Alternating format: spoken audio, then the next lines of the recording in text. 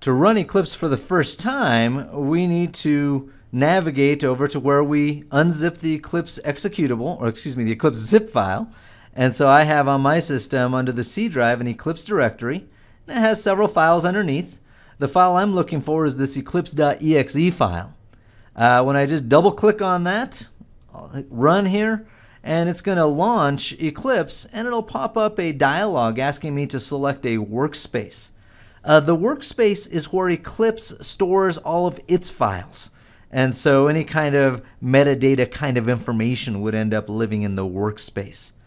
I'm going to go ahead and use the default workspace. You can point this somewhere else if you wanted to. It just puts it under my home directory here under a workspace subdirectory. And so I'll click OK.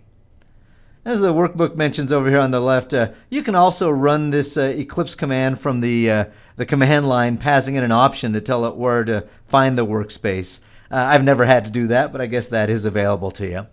But once we've chosen the workspace, it's going to go ahead and load up Eclipse into what we call a welcome screen.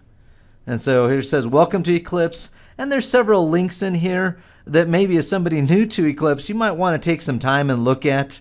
You know, the samples, tutorials, etc.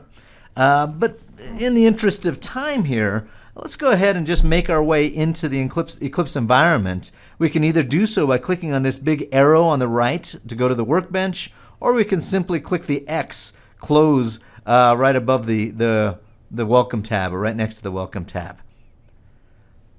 Oh, and don't worry, if you wanted to come back and see that welcome screen again, you can go to the Help option and choose Welcome, and that'll bring you back to that same location in case you wanted to come back and click on some of these other links later on.